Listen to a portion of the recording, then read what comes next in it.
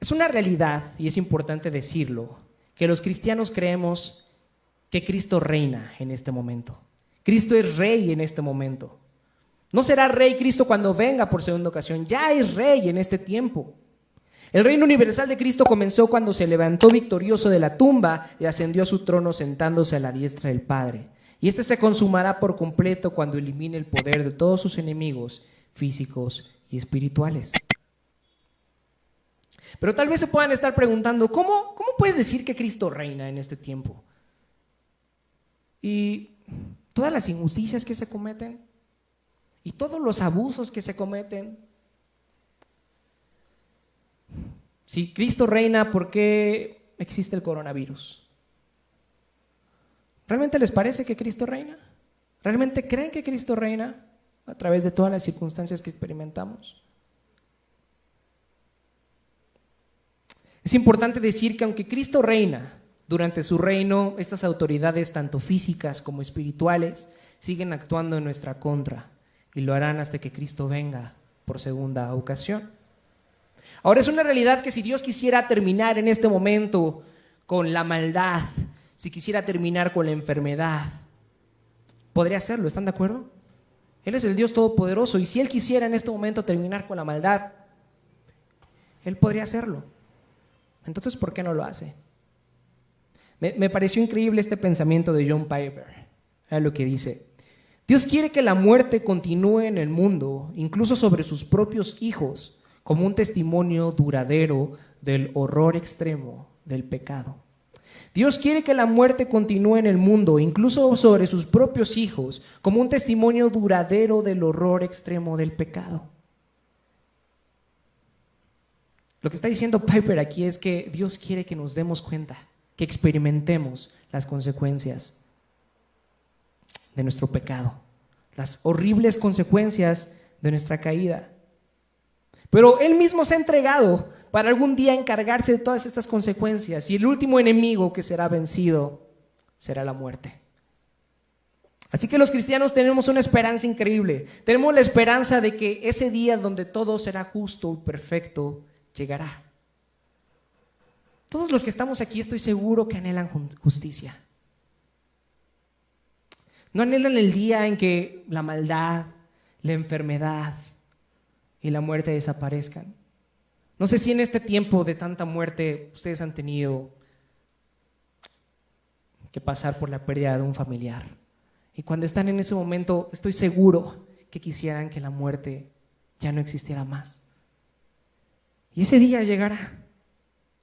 El rey del que hemos estado hablando el día de hoy, aquel que hizo todo lo necesario para reconciliarnos con Dios y ahora está en su trono, volverá por segunda ocasión. Y esta vez ya no vendrá como un cordero dispuesto a ir al matadero. Esta segunda vez vendrá como un león que destruirá a sus enemigos para traer paz y justicia.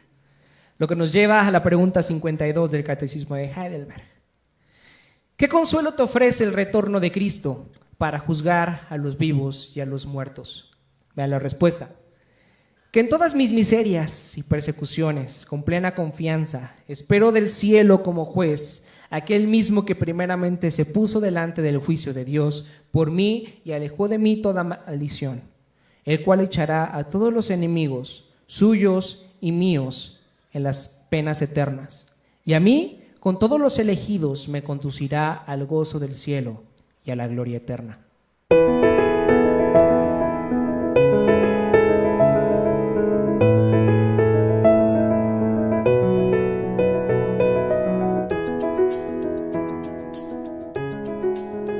El Evangelio en el Catecismo de Heidelberg.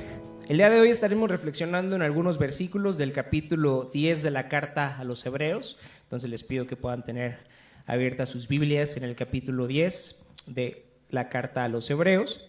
Y vamos a empezar a leer desde el versículo número 12. Dice así la palabra del Señor. Pero este sacerdote, después de ofrecer por los pecados un solo sacrificio para siempre, se sentó a la derecha de Dios, en espera de que sus enemigos sean puestos por estrado de sus pies. Porque con un solo sacrificio ha hecho perfectos para siempre a los que está santificando. También el Espíritu Santo nos da testimonio de ello. Primero dice: Este es el pacto que haré con ellos. Después de aquel tiempo, dice el Señor, pondré mis leyes en su corazón y las escribiré en su mente. Vamos al versículo 26. Si después de recibir el conocimiento de la verdad pecamos obstinadamente, ya no hay sacrificio por los pecados, solo queda una terrible expectativa de juicio, el fuego ardiente que ha de devorar a los enemigos de Dios. Vamos al versículo 30. Pues conocemos al que dijo, mía es la venganza, yo pagaré, y también el Señor juzgará a su pueblo. Terrible cosa es caer en las manos del Dios vivo. ¿Recuerdan aquellos días pasados cuando ustedes, después de haber sido iluminados, sostuvieron una dura lucha y soportaron mucho sufrimiento? Unas veces se vieron expuestos públicamente al insulto y a la persecución. Otras veces se solidarizaron con los que eran tratados de igual manera. También se compadecieron de los encarcelados y cuando ustedes les confiscaron sus bienes, lo aceptaron con alegría, conscientes de que tenían un patrimonio mejor y más permanente. Así que no pierdan la confianza, porque esta será grandemente recompensada. Ustedes necesitan perseverar para que después de haber cumplido la voluntad de Dios, reciban lo que Él ha prometido. Pues dentro de muy poco tiempo, el que ha de venir vendrá y no tardará. Pero mi justo vivirá por la fe, y si vuelve atrás, no será de mi agrado. Pero nosotros no somos de los que vuelven atrás y acaban por perderse, sino de los que tienen fe y perseveran su vida. El día de hoy vamos a concluir con la sección número 2 del Credo de los Apóstoles. Hemos estado reflexionando a través del Catecismo de Heidelberg y hemos dicho que a los eruditos del Catecismo de Heidelberg les pareció bien reflexionar acerca del Credo de los Apóstoles. El Credo de los Apóstoles tiene 3 secciones principales y el día de hoy vamos a estar concluyendo con la segunda, que es acerca del Hijo y nuestra redención. Si bien hemos dicho que un cristiano puede creer mucho más de lo que abarca el Catecismo de Heidelberg, es un hecho que para que alguien, un creyente, pueda llamarse cristiano, no puede creer menos de lo que dice el Credo de los Apóstoles. Entonces, por eso es importante que estemos reflexionando en esto, y el día de hoy es el último sermón que tenemos en esta sección número 2. Y el título del mensaje de hoy es El retorno del Rey. Y estaremos reflexionando en las preguntas 50 a las 52 del Catecismo de Heidelberg. Veamos lo que dice la pregunta número 50. ¿Por qué se añade, está sentado a la diestra de Dios Padre Todopoderoso? La respuesta es, porque Cristo subió al cielo para mostrar que Él es la cabeza de su iglesia y que el Padre gobierna todas las cosas a través de Él. Fíjense lo que nos está invitando a pensar esta pregunta 50 del Catecismo. Nos cuestiona o nos dice por qué el Credo de los Apóstoles dice Cristo está sentado a la diestra de Dios Padre Todopoderoso, y nos invita a pensar en las implicaciones que tiene esto. Vean los versículos que leíamos un inicio, cómo describen estos versículos el hecho de que Dios está sentado a la diestra del Padre. Vean lo que dice el versículo 12. Pero este sacerdote, después de ofrecer por los pecados un solo sacrificio para siempre, se sentó a la derecha de Dios. Ahora me gustaría que regresáramos unos capítulos antes, a Hebreos capítulo 4, para que pudiéramos comprender quién es ese sacerdote al que se refiere el texto. Tal vez al estar leyendo la pregunta del Catecismo de Heidelberg tienen una visión, una idea de quién puede ser ese sacerdote, pero me gustaría que quedara claro para todos. Vean lo que dice el versículo 14 de Hebreos 4. Por lo tanto, ya que en Jesús, el Hijo de Dios, tenemos un gran sumo sacerdote que ha atravesado los cielos, aferrémonos a la fe que profesamos. Porque no tenemos un sumo sacerdote incapaz de compadecerse de nuestras debilidades, sino uno que ha sido tentado en todo de la misma manera que nosotros, aunque sin pecado. Así que acerquémonos confiadamente al trono de la gracia para recibir misericordia y hallar la gracia que nos ayude en el momento que más la necesitamos. Entonces, ¿quién es este sumo sacerdote del que habla el texto de Hebreos 10, versículo 12? ¿Quién es? Jesús, ¿verdad? Y lo que el texto quiere invitarnos a pensar es que después de que Cristo, como nuestro sumo sacerdote, se ofreció por nuestros pecados, porque recordemos que no es simplemente Él es el sacerdote que ofrece los sacrificios en el nombre del pueblo, Él también es el sacrificio. Después de que Jesús hizo esto por nuestros pecados, sacrificándose y muriendo en nuestro lugar, Él resucitó entre los muertos y ascendió al trono. Ascendió a su trono victorioso. Ascendió a la derecha del Padre. Si piensan en esto un momento, esta es una imagen increíble. Después de que Cristo fuera desechado por la humanidad, después de que todos lo desecharon, lo despreciaron, Él vino y murió por esas personas que lo desecharon. Esto es increíble. Cristo fue digno de sentarse en su trono a la derecha del Padre porque vino a cumplir de una manera perfecta la obra que necesitaban esas personas que lo odiaban, esas personas que lo desechaban, en los cuales estábamos incluidos tú y yo. Vean cómo lo dice el pastor Kevin DeYoung. Cristo sentado a la diestra del Padre es mucho más que un acto de descanso. Este acto representa finalización. Todo lo necesario se ha logrado. El acto de Cristo al sentarse a la diestra del Padre es mucho más que un acto de descanso. Es un acto de finalización. Es un acto de satisfacción. Me recuerda a Dios después de crear el mundo en 6 días, como tomó un tiempo, un séptimo día para descansar y observar la obra perfecta que había realizado. De igual manera, Cristo, después de cumplir a la perfección su obra de redención, su obra de salvación por nosotros, es digno de sentarse a la derecha del Padre y entonces se sienta. Pero esto no es simplemente un acto de descanso, es un acto de finalización. Todo se ha cumplido. Aquí es cuando las palabras de Jesús en la cruz, antes de morir, antes de entregar el Espíritu, cobran sentido. ¿Cuáles fueron esas palabras que Jesús dijo? Consumado es. Todo se ha cumplido. ¿No les parece emocionante el pensar en esta imagen de Jesús sentado a la derecha del Padre después de que todo se ha cumplido? Esto significa que su misión se ha cumplido. El plan de liberar a la humanidad de la esclavitud, del pecado, se logró a la perfección. Realmente Cristo realizó todo lo que era necesario para nuestra salvación. Si Cristo realizó todo lo que era necesario para nuestra salvación, eso significa que no tenemos nada que temer. No hay nada que nosotros podamos hacer, no simplemente hacer, sino también dejar de hacer. No hay nada que nosotros podamos hacer ni dejar de hacer que se compare a la obra perfecta hecha por Cristo hace 2000 años. Por esta razón, Cristo fue exaltado al lugar más honroso que puede existir, a la diestra de Dios. El hecho de que Cristo haya resucitado entre los muertos y ahora sea exaltado y coronado a la diestra de Dios es una declaración y una celebración de que su perfecta obra fue aceptada por el Padre y que ahora realmente nuestros pecados son perdonados y estamos reconciliados con Dios. El hecho de que Cristo haya resucitado entre los muertos significa que su sacrificio, que la obra expiatoria en lugar de nosotros, fue vista con agrado por el Padre. Y entonces lo resucitó. Y no simplemente lo resucitó, porque a veces nos quedamos hasta ahí. Para el Padre fue tan perfecta la obra de Cristo que permitió que Cristo ascendiera y se sentara en el trono del Rey. Miren cómo dice la respuesta del Catecismo de Heidelberg. Cristo subió al cielo para mostrar que Él es la cabeza de su iglesia. Tenemos que recordar que nuestro Señor Jesucristo es nuestro perfecto representante. Es ese perfecto Adán que no falló, que cumplió a la perfección la ley y que en lugar de recibir las bendiciones que requería por cumplir a la perfección la ley, recibió nuestras maldiciones.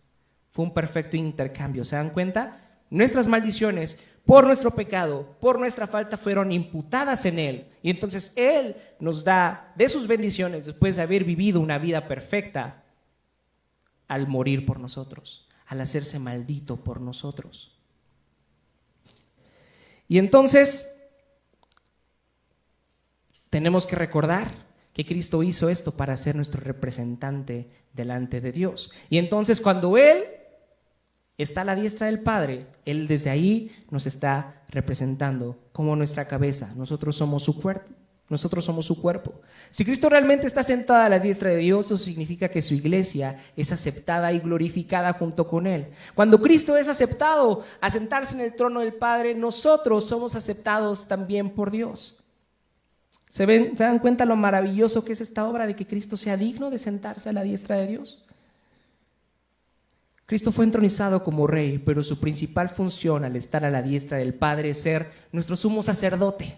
Ahí, a la derecha del Padre, y seguir intercediendo por ti y por mí. Es por eso que no necesitamos ningún otro intermediario. ¿Se dan cuenta? No necesitamos nada más. Necesitamos a Cristo. Si Él está sentado a la diestra de Dios, no necesitamos a nadie más que interceda por nosotros. Cristo lo está haciendo y lo sigue haciendo constantemente.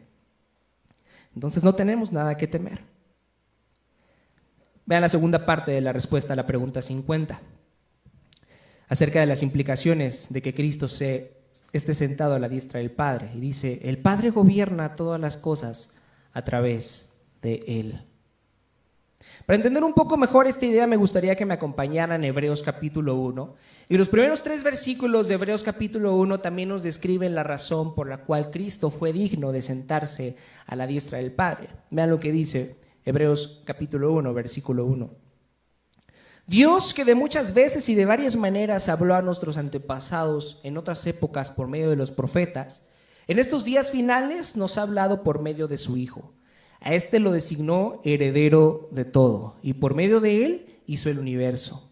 El Hijo es el resplandor de la gloria de Dios, la fiel imagen de lo que Él es, y el que sostiene todas las cosas con su palabra poderosa.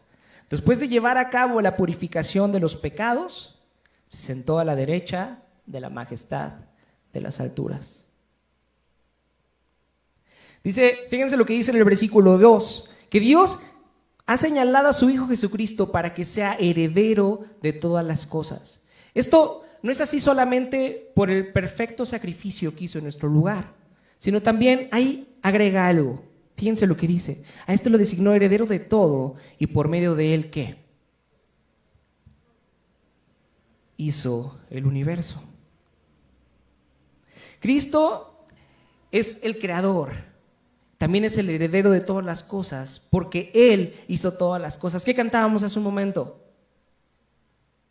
Tú mereces la adoración porque por ti fue creado todo y para ti es todo. Todo lo diste por mí.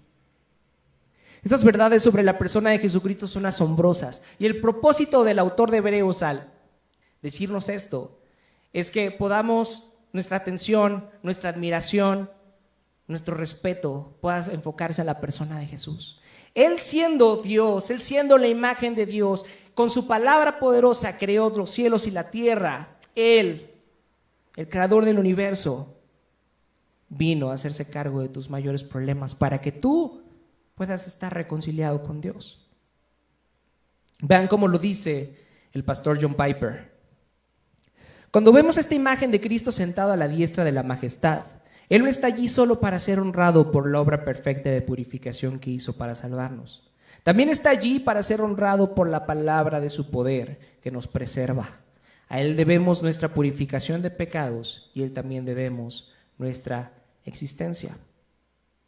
Entonces, Cristo está en su trono no solamente porque hizo todo lo necesario para reconciliarnos con Dios, sino también porque Él es digno, porque Él es el creador, porque Él es Dios, Él es el Rey.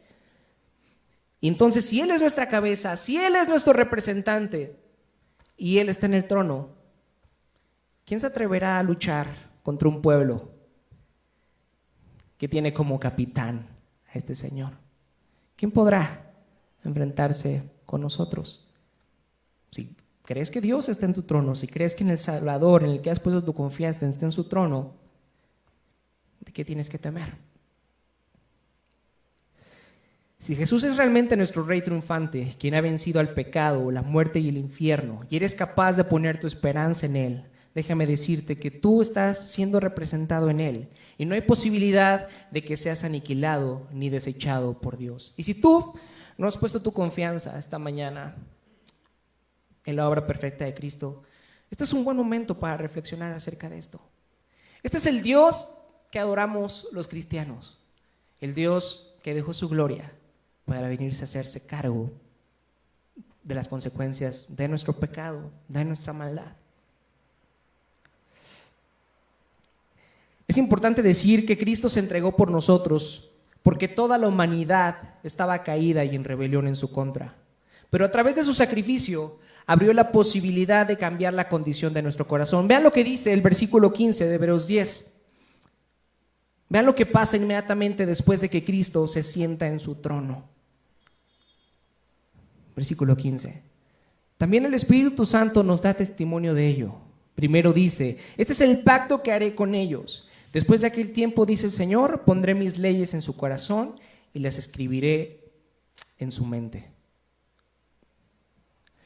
Estos versículos nos dan la idea de que fue necesario que Cristo hiciera su obra de redención y después fuera aceptado por el Padre y sentarse en el trono, para que después, ¿qué? El Espíritu Santo pudiera ser enviado a nuestros corazones para transformarlos. Y entonces Él escribiría sus leyes en nuestro corazón y en nuestra mente y empezaría un proceso de transformación en nuestros corazones. Un corazón de piedra que no lo ama, que lo rechaza, sería transformado por un corazón de carne que sería capaz de amarlo y de amar sus leyes. Fíjense lo que estoy diciendo. Esto quiere decir que los cristianos no somos cristianos porque un día nos levantamos y dijimos, quiero ser cristiano. ¿A quién le pasó eso? ¿Quién un día se paró, se levantó una mañana y dijo, oh, hoy tengo ganas de ser cristiano? Hoy tengo ganas de no hacer lo que en verdad deseo hacer. Hoy tengo ganas de negarme a mí mismo. Hoy tengo ganas de venir los domingos a la iglesia en lugar de estar acostado en mi cama y después de la tarde ir por una barbacoa. ¿Quién realmente desea ser cristiano? Y hemos dicho repetidamente que ser cristiano es algo que nos pasa. De repente empiezan a pasar diferentes circunstancias en nuestra vida que nos hacen interesarnos por empezar a ir a la iglesia o nos empieza a interesar leer nuestras Biblias. Entonces, pero hay un proceso que pasa en nuestro corazón. Muchos creyentes piensan que el Espíritu Santo viene a nosotros una vez que nosotros confesamos a Jesucristo como nuestro Señor y Salvador.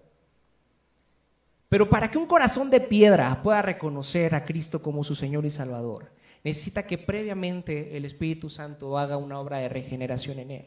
Así que si tú eres cristiano, así que si tú en algún momento de tu vida fuiste capaz de declarar al Señor Jesús como tu Señor y Salvador, déjame decirte que desde antes de que tú te dieras cuenta, el Espíritu Santo empezó una obra de regeneración en tu corazón. Y eso fue posible gracias a que Cristo está sentado en su trono. Lo que nos lleva a la pregunta número 51 del Catecismo de Heidelberg. Vea lo que dice. ¿De qué nos sirve esta gloria de Cristo, nuestra cabeza?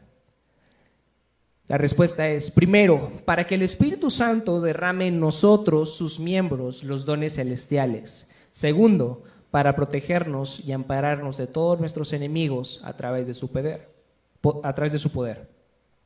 Fíjense lo que ahora está diciendo el Catecismo de Heidelberg. Está diciendo que una implicación de que Cristo esté sentado en su trono es que ahora puede enviar al Espíritu Santo a nuestros corazones. Tenemos que entender que el plan de redención tiene un orden. El plan de redención tiene un orden. Y es necesario que primero haya reconciliación para que pueda haber comunión. Fíjense lo que estoy diciendo. Es necesario que primero pueda haber reconciliación, que seamos reconciliados con Dios a través de la obra de Cristo, para que después podamos tener comunión con Él. Es necesario que Cristo muriera por nuestros pecados, que resucitara y ascendiera al cielo para que el Consolador pudiera venir. Fíjense cómo les explica Cristo esto a sus discípulos en Juan 16, versículo 7. No lo busquen, simplemente escuchen el versículo. Dice, pero les digo la verdad, les conviene que me vaya, porque si no lo hago, el Consolador no vendrá a ustedes. En cambio, si me voy, se los enviaré a ustedes. Lo que este versículo nos dice es que es necesario que primeramente Cristo nos redima de la maldición del pecado para que podamos recibir al Espíritu Santo prometido. Eso significa que para que haya Pentecostés, primero tiene que haber Calvario. Para que haya Pentecostés, primero tiene que haber el Calvario. Una vez que Cristo se encarga de nuestra redención, el Espíritu Santo viene y ministra a nuestros corazones. Y aquí es como se conecta la respuesta a la pregunta 51 del Catecismo de Heidelberg, que nos habla acerca del primer beneficio que nos trae la gloria de Cristo al estar a la diestra del Padre. Para que el Espíritu Santo derrame en nosotros, sus miembros, los miembros del cuerpo de Cristo, los que estamos siendo representados a través de nuestra cabeza, que está sentado en el trono, para que nosotros, sus miembros, recibamos los dones celestiales.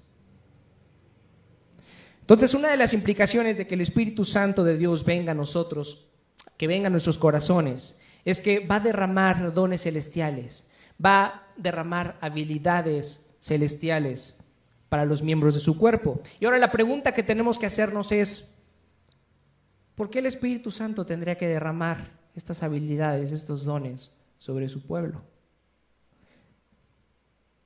¿Cuál es la razón?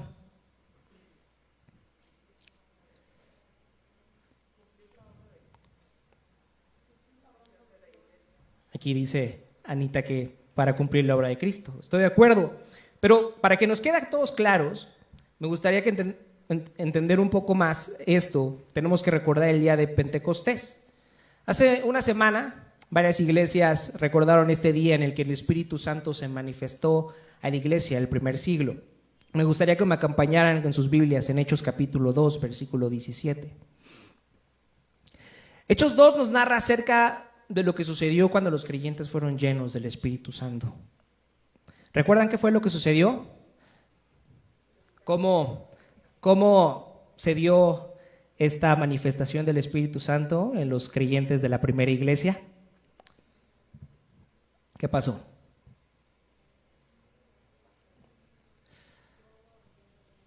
Comenzaron a hablar en diferentes lenguas. Nadie entendió cómo pasó, simplemente empezaron a hablar en diferentes lenguas. Lo importante destacar aquí acerca de esto, porque pues bueno, uno puede decir, qué padre, hicieron una exposición de idiomas los cristianos del primer siglo. Pero no fue así. Lo importante y lo trascendente aquí es que ese día, en la celebración del Pentecostés, estaban de visita judíos en la región de Jerusalén, pero judíos de otras partes del mundo. Recuerden que la nación judía fue esparcida en varias ocasiones a través de la historia. En el Antiguo Testamento tenemos esta historia de la dispersión del pueblo judío. Y entonces en este día, en la celebración del Pentecostés, judíos de todas las partes de la región fueron a Jerusalén, judíos que hablaban diferentes idiomas. Y entonces estos extranjeros quedaron extremadamente sorprendidos al grado de que pensaban de que estos cristianos estaban borrachos. Imagínense, de repente están ahí y de la nada empiezan todo el mundo a hablar diferentes idiomas. ¿Qué pensarían ustedes? Bueno, pues los judíos pensaban que estaban borrachos. Y entonces el apóstol Pablo les explicó que no estaban borrachos, era muy temprano para estar borrachos, sino más bien lo que ellos estaban viendo era el cumplimiento de lo que dijo el profeta Joel. Vean lo que dice Hechos 2, versículo 17, donde Pedro cita la profecía de Joel. Dice, sucederá que en los últimos días, dice Dios, derramaré mi espíritu sobre todo el género humano. Los hijos y las hijas de ustedes profetizarán, tendrán visiones los jóvenes y sueños los ancianos. Después de esto, Pedro da un magnífico sermón explicando el cumplimiento en ese día acerca de lo que dijo el profeta Joel. Y algunas veces he escuchado a algunos cristianos que dicen, me hubiera gustado vivir en el tiempo de Moisés.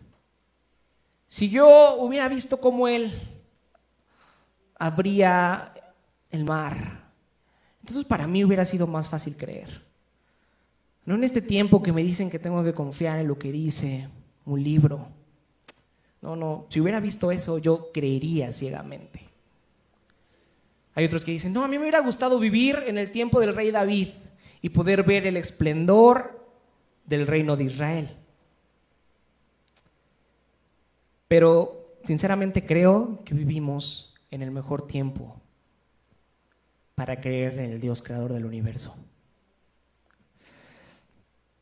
En la historia del Antiguo Testamento, solo a personas específicas se les dio la posibilidad de experimentar la obra del Espíritu Santo en sus vidas. Pero ahora que nuestro Señor Jesucristo viene como nuestro mediador supremo y después de completar su obra perfecta y asciende al cielo junto al Padre, se nos da la posibilidad de que el Espíritu Santo sea enviado a cada uno de nuestros corazones y nos llene con su poder. Vean lo que dice la profecía: derramaré mi espíritu sobre todo el género humano, los hijos y las hijas de ustedes profetizarán. En el Antiguo Testamento había personas específicas como los profetas, como los jueces, como Sansón, como Gedeón, como Jeremías, como Isaías. Personas específicas donde el Espíritu de Dios se manifestaba en ellos. Pero ahora vean la profecía: sus hijos serán llenos del Espíritu Santo y profetizarán estas verdades. Esto significa que ahora en el nuevo pacto inaugurado por el sacrificio de Cristo, todos los que somos parte de su iglesia y lo proclamamos como nuestro Señor y Salvador, somos dotados por el Espíritu Santo, el cual nos capacita para llevar a cabo la misión que Cristo nos encomendó. Esa es la respuesta, ¿verdad, Anita? Esa es la respuesta a por qué el Espíritu Santo nos tuvo que haber dones. Porque tenemos una misión que fue encomendada por Cristo. ¿Cuál es esa misión? ¿Recuerdan cuál es esa misión?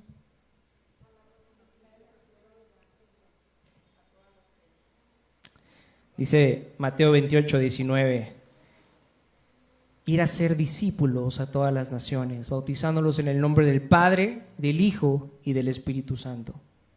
Por eso es que en Pentecostés fueron dados estos dones de hablar diferentes lenguas, para que los cristianos del primer siglo pudieran proclamar las verdades del Evangelio, pudieran proclamar quién era Cristo y lo que había hecho, y todos los judíos que estaban ahí de diferentes partes del mundo pudieran escuchar el mensaje del Evangelio en su lengua materna. Entonces los dones que nos da Dios, los dones que nos da el Espíritu Santo es exactamente para lo mismo, para que nosotros como iglesia de Dios podamos proclamar quién es Cristo y lo que hizo por nosotros, y entonces podamos cumplir la misión que nos fue encomendada de ir a ser discípulos a todas las regiones del mundo, bautizándolos en el nombre del Padre, del Hijo y del Espíritu Santo. Por eso Dios nos ha dotado de habilidades. Y sucesos extraordinarios como lo que pasó el día de Pentecostés siguen pasando hasta nuestros días. Seguramente ustedes se han dado cuenta de que cuando me toca hablar en público, algunas veces tengo problemas con mi lengua, se me traba. O algunas veces me cuesta trabajo poder hilar las frases que quiero decir, por eso a veces me apoyo mucho de un bosquejo. ¿Cómo alguien como yo podría servir en medio de la gran comisión que se nos ha otorgado? ¿Se dan cuenta que la misión que tenemos tiene proporciones abrumadoras? No es cualquier misión la que se nos ha otorgado la misión de predicar el mensaje del Evangelio a todo el mundo. Pero ¿cómo con nuestras limitaciones podemos convencer al mundo de su necesidad del Salvador? ¿Cómo podemos decirles que aquella persona que fue sacrificada brutalmente, humillada, que esa persona que murió en una cruz es aquella en la que tienen que poner su confianza? ¿Cómo podemos convencer a las personas de que va a haber un juicio y que tendrán que compadecer ante el Rey del Universo? ¿Cómo podemos hacerlo?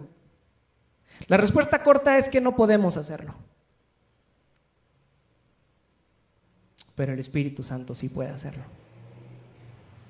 Solo Él puede convencer al mundo. Él se puede levantar en defensa de Cristo y convencer a nuestros necios corazones. Pero para eso a Dios le pareció bien utilizar nuestras tartamudeantes lenguas para pronunciar las verdades del Evangelio, para hablar de quién es Cristo y lo que hizo por nosotros.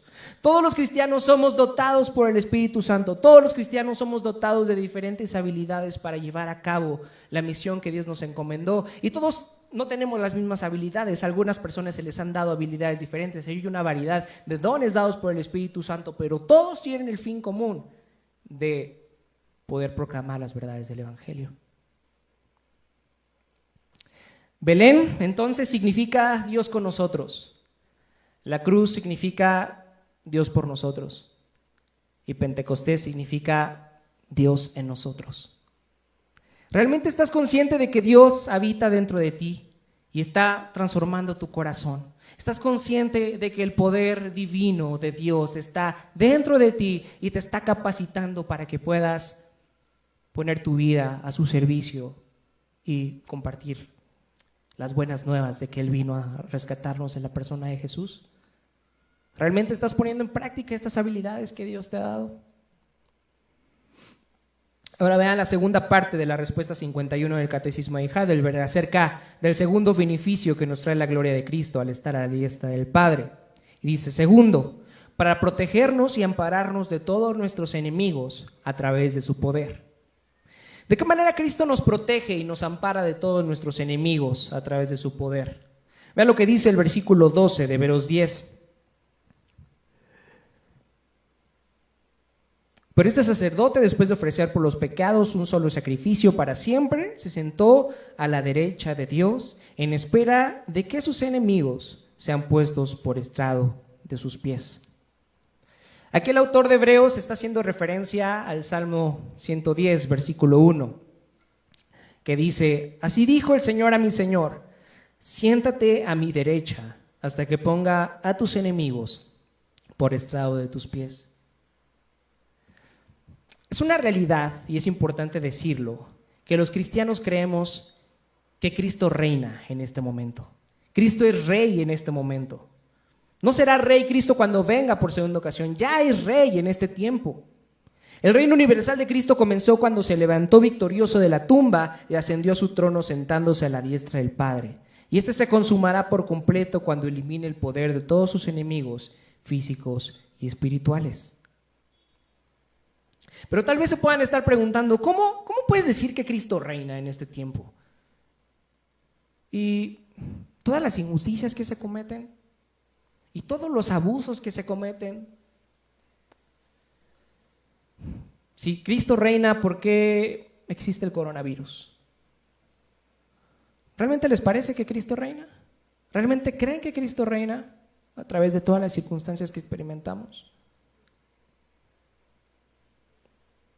Es importante decir que aunque Cristo reina, durante su reino, estas autoridades, tanto físicas como espirituales, siguen actuando en nuestra contra y lo harán hasta que Cristo venga por segunda ocasión. Ahora es una realidad que si Dios quisiera terminar en este momento con la maldad, si quisiera terminar con la enfermedad, podría hacerlo, ¿están de acuerdo? Él es el Dios Todopoderoso y si Él quisiera en este momento terminar con la maldad, Él podría hacerlo. Entonces, ¿por qué no lo hace? Me pareció increíble este pensamiento de John Piper. Vean lo que dice. Dios quiere que la muerte continúe en el mundo, incluso sobre sus propios hijos, como un testimonio duradero del horror extremo del pecado. Dios quiere que la muerte continúe en el mundo, incluso sobre sus propios hijos, como un testimonio duradero del horror extremo del pecado. Lo que está diciendo Piper aquí es que Dios quiere que nos demos cuenta, que experimentemos las consecuencias de nuestro pecado, las horribles consecuencias de nuestra caída. Pero Él mismo se ha entregado para algún día encargarse de todas estas consecuencias y el último enemigo que será vencido será la muerte. Así que los cristianos tenemos una esperanza increíble. Tenemos la esperanza de que ese día donde todo será justo y perfecto llegará. Todos los que estamos aquí estoy seguro que anhelan justicia.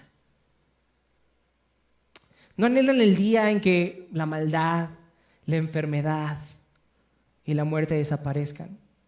No sé si en este tiempo de tanta muerte ustedes han tenido que pasar por la pérdida de un familiar. Y cuando están en ese momento, estoy seguro que quisieran que la muerte ya no existiera más. Y ese día llegará. El Rey del que hemos estado hablando el día de hoy, aquel que hizo todo lo necesario para reconciliarnos con Dios y ahora está en su trono, volverá por segunda ocasión. Y esta vez ya no vendrá como un cordero dispuesto a ir al matadero. Esta segunda vez vendrá como un león que destruirá a sus enemigos para traer paz y justicia. Lo que nos lleva a la pregunta 52 del Catecismo de Heidelberg. ¿Qué consuelo te ofrece el retorno de Cristo para juzgar a los vivos y a los muertos? Vean la respuesta.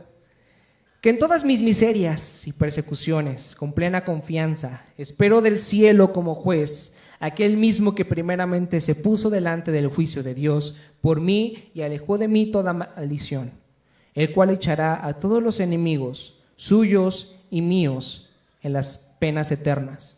Y a mí, con todos los elegidos, me conducirá al gozo del cielo y a la gloria eterna.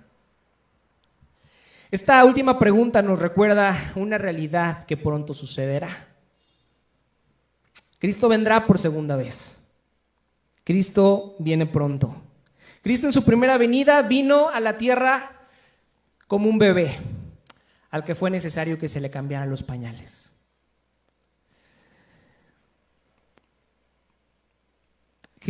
Jesús cumplió muchas de las profecías del Mesías durante su nacimiento, vida, ministerio, muerte, resurrección y ascensión. Sin embargo, hay algunas profecías que no se han cumplido. ¿Recuerdan cuál es la principal razón por la que el pueblo judío rechazó a Cristo como su Mesías? Ellos lo rechazaron porque ellos esperaran que este Mesías viniera como un rey vencedor, que los liberara de la opresión del Imperio Romano. Y esto lo creían no era porque simplemente se les imaginó eso en su mente o tenían sueños. No. Esto es porque hay profecías en el Antiguo Testamento que hablan acerca de esto, acerca de estas acciones del Mesías que vendrá como un rey vencedor. La segunda venida de Jesucristo será el retorno de Cristo para cumplir todas estas profecías restantes. En su primera venida Cristo fue un siervo sufriente, pero en su segunda venida será el rey conquistador. En su primera venida Jesús llegó bajo humildes circunstancias. En su segunda venida Jesús vendrá con los ejércitos celestiales a su lado. Vean cómo lo explica Hebreos 10, versículo 35. Así que no pierdan la confianza, porque esta será grandemente recompensada. Ustedes necesitan perseverar para que después de haber cumplido la voluntad de Dios, reciban lo que Él ha prometido. Pues dentro de muy poco tiempo, el que ha de venir vendrá y no tardará. La última línea de la sección 2 del Credo de los Apóstoles, esta sección que habla acerca de Cristo y de nuestra redención, confiesa a lo que vendrá Cristo. ¿A qué vendrá Cristo? A juzgar a los vivos y a los muertos. Ahora vean lo que pregunta el Catecismo de Heidelberg. ¿Cómo el regreso de Cristo te consuela?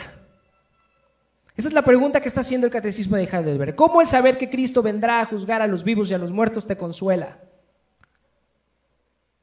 ¿Realmente el regreso de Cristo te consuela? Es importante que nos cuestionemos esto porque la mayoría de nosotros no creemos que el juicio venidero sea un consuelo indescriptible. Tal vez algunos de ustedes sientan un poco de miedo al pensar en que cuando Cristo venga por segunda vez juzgará a todas las naciones. Tal vez algunos de ustedes no se sientan listos para afrontar ese juicio. Tal vez los únicos que estén listos para afrontar ese juicio sean los que están de acuerdo con la primera pregunta del Catecismo de Heidelberg. ¿Se acuerdan qué decía esta pregunta? Y sean esas personas que su único consuelo en la vida y en la muerte es que no se pertenecen a sí mismos, sino a nuestro fiel Salvador Jesucristo. Si tú crees eso, probablemente no tengas temor de la segunda venida de Cristo. ¿Pero realmente crees que no te perteneces a ti mismo, sino que le perteneces a Cristo? ¿En dónde está realmente tu esperanza el día de hoy? ¿Tu esperanza está puesta en que el Salvador que has puesto tu confianza vendrá por segunda ocasión? ¿O sigues buscando a algo o a alguien que te salve? Porque si tú sigues buscando a algo o a alguien que te salve, entonces la segunda venida de Cristo tendría que ser algo que te aterre. Los eruditos de Heidelberg reflexionaron en al menos 3 formas de cómo debería consonarnos la segunda venida de Cristo. Veamos la primera.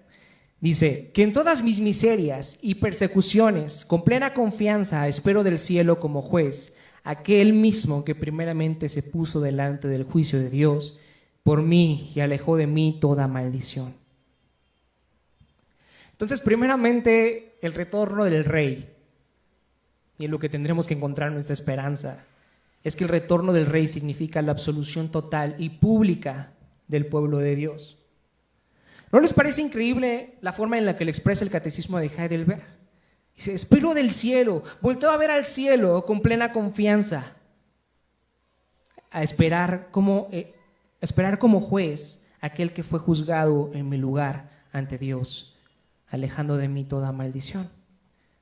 ¿Se dan cuenta? ¿Quién viene a juzgarnos? ¿Quién es aquel que viene a juzgarnos? Aquel que se entregó primeramente por nosotros. Si Él se entregó por nosotros, entonces, ¿por qué deberíamos de temer? Deberíamos de voltear al cielo y esperar ansiosamente, con confianza, que Él venga. Aquel que vendrá a juzgar a las naciones es el mismo que se entregó en mi lugar. Por eso ya no tengo nada que temer. Sé que la imagen del juicio de Dios es abrumadora para todos. Imaginen este lugar al final de los tiempos donde todas nuestras obras y todos nuestros pensamientos serán expuestos delante de todos. Todas tus miradas lujuriosas, todos tus pensamientos asesinos, todos tus pensamientos envidiosos, todo eso será público algún día. Pero lo hermoso de ese día es que Cristo no estará sorprendido de nuestro pecado. Cristo no se sorprende de nuestro pecado. Él está al tanto de nuestra condición. Esa es la razón por la que Él vino.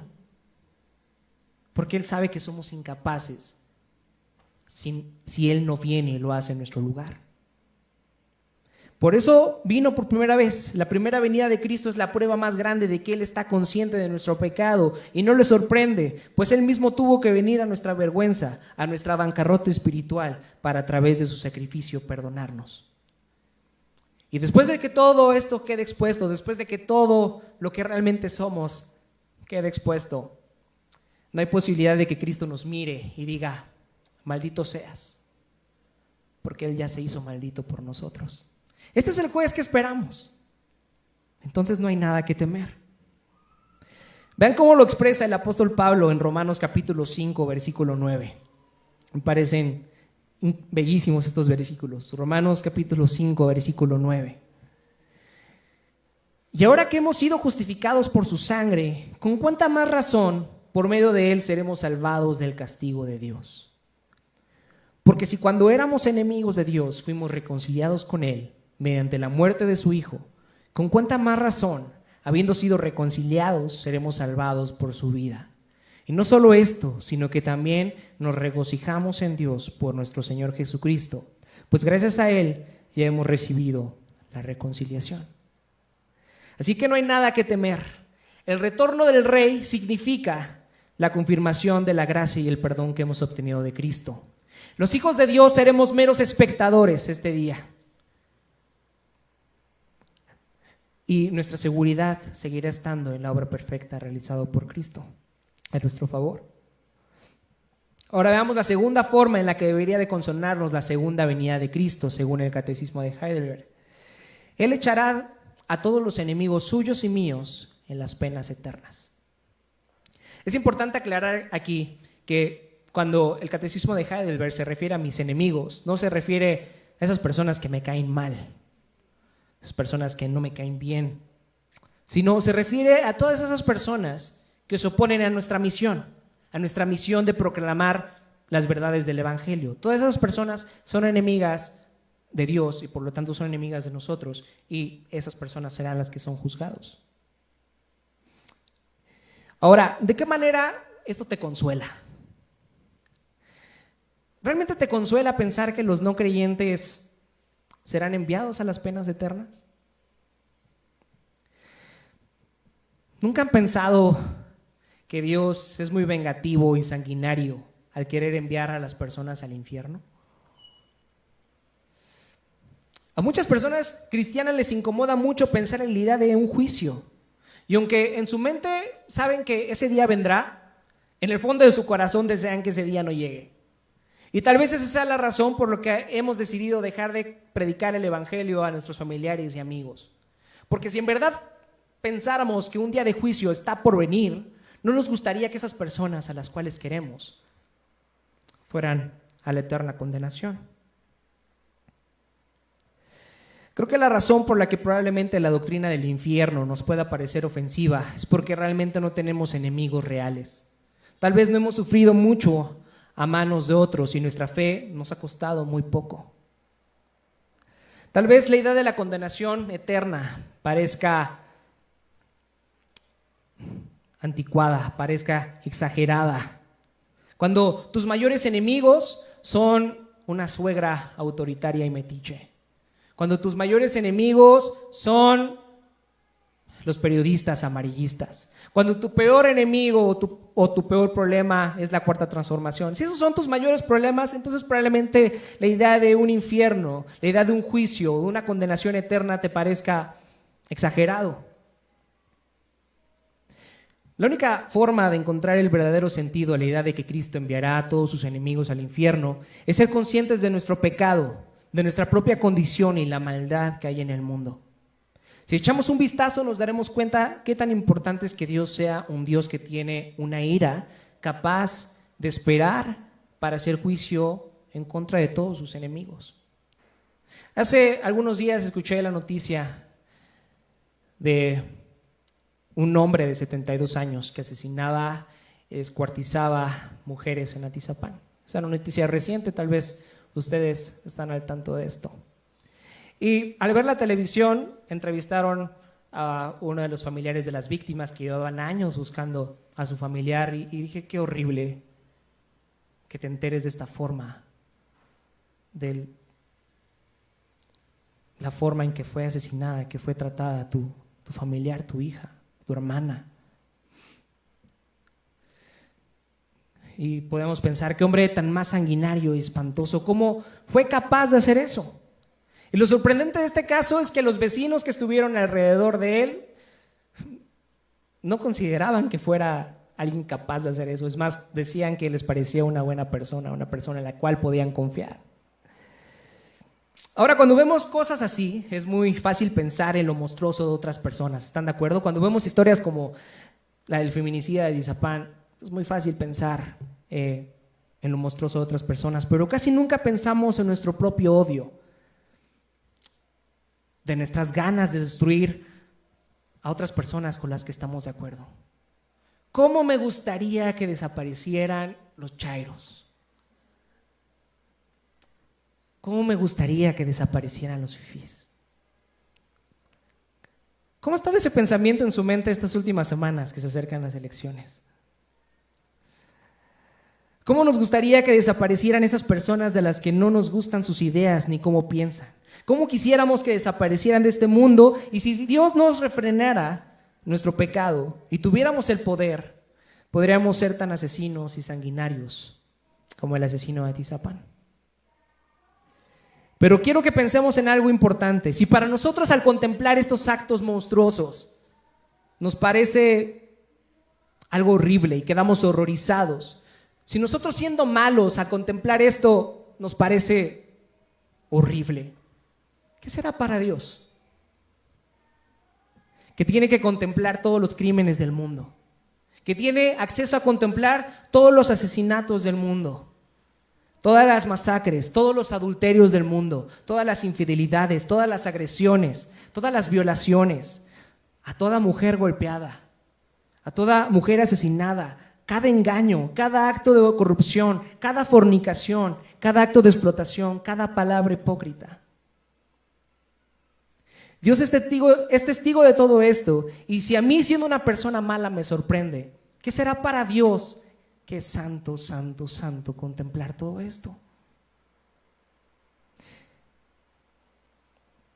Cuando somos capaces de comprender lo que Dios está observando cada día, entendemos que Dios no podría reaccionar de otra forma más que decir, voy a destruir a todos esos que se me han opuesto y que no se arrepienten de ser como son y no vienen a mí, los voy a destruir. Solamente al contemplar esto es que estas palabras cobran sentido. Es aquí donde la idea de un juicio deja de parecernos tan descabellada, porque la verdad es que todos anhelamos que se haga justicia. Es ahí donde el que Dios envía a sus enemigos a las penas eternas puede consolarnos. Es una realidad que todos anhelamos justicia, y al pensar en estas noticias y en otras que probablemente se les pudieron estar viniendo a la mente, implica que nuestro corazón anhela justicia, y ese día vendrá. Finalmente, la tercera forma en la que debería de consolarnos la segunda venida de Cristo, según el Catecismo de Heidelberg, es que a mí con todos los elegidos me conducirá al gozo del cielo y a la gloria eterna. Entonces, en tercer lugar, el retorno del Rey significa que habitaremos con Cristo en cuerpo y alma en la gloria del cielo. La segunda venida de Cristo como nuestro juez significa el fin del sufrimiento en esta vida, el fin de la depresión, el fin del coronavirus, el fin del cáncer, el fin de la soledad, el fin del rechazo.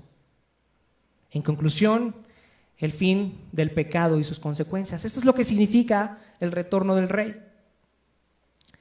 También el retorno del Rey significa un nuevo comienzo, en el cual adoraremos a Cristo por la eternidad con un corazón perfecto. Al pensar en esta idea de la adoración de Dios, muchos piensan que será algo aburrido, ¿no? Muchos piensan que la adoración a Dios es un culto eterno que nunca va a terminar. Imagínense estar en un culto eterno que nunca termine. Qué horrible sería eso. O en unas nubes tocando el arpa. Qué horrible sería eso.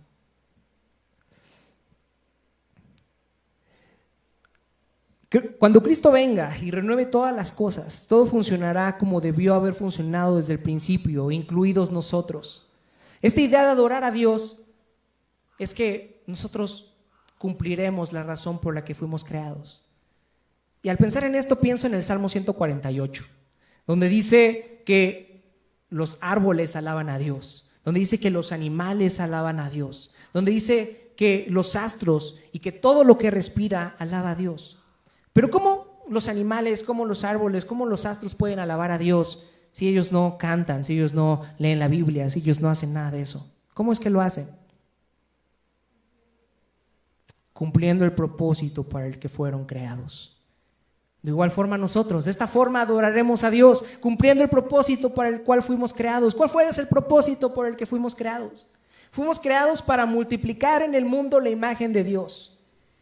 Fuimos creados para cuidar la creación y cultivarla.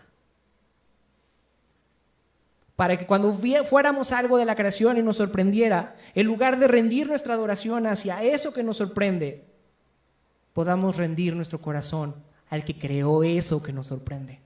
Ese día va a llegar, ese día donde tus idolatrías van a cesar, ese día donde tu deseo de encontrar algo que te salve fuera de Cristo terminará.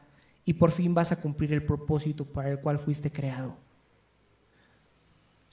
Cuando disfrutes del sabor de una fruta, cuando estés columpiándote en un árbol o cuando estés en medio de una cascada, en medio de eso vas a ser capaz de dirigir tu adoración a Dios. Eso es lo que el Señor quiere que disfrutes. Eso es lo que significa el retorno del Rey. No algo aburrido, algo increíble, disfrutar de la perfección de su creación.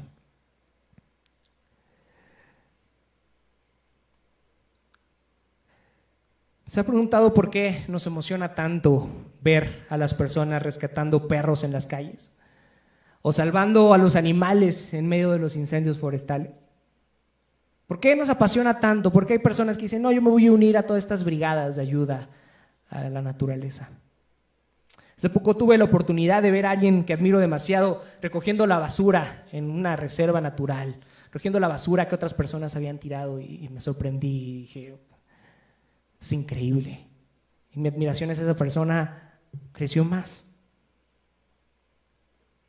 Fuimos creados para reproducir la imagen de Dios en el mundo y para cuidar y cultivar la creación. Es increíble pensar en que llegará el día en que al ir descubriendo la nueva creación de manera perfecta, ya no nos haremos adictos a las cosas de este mundo. Por fin nuestra adicción terminará. Eso me parece hermoso, pensar que por fin llegará el día en que dejaré de pecar. en que dejaré de buscar mi salvación en algo más que no sea Cristo, en que por fin llegará el día donde mi corazón será transformado y nada más hará falta en Cristo. Por fin estaré completo. Todas estas cosas son increíbles. Poder disfrutar ahora de una manera perfecta la creación de Dios es increíble, pero aún más increíble que eso es que poder ver cara a cara a mi Salvador, aquel que se entregó en mi lugar, aquel que me ama de tal forma que fue capaz de desechar su gloria y venir a mí, a buscarme. Por fin estaré con Él y mi corazón quedará completamente satisfecho en Él. Y habitaremos una eternidad junto con Él. ¿Quién dice junto conmigo, ven pronto, Señor Jesús? ¿Realmente esperas este día?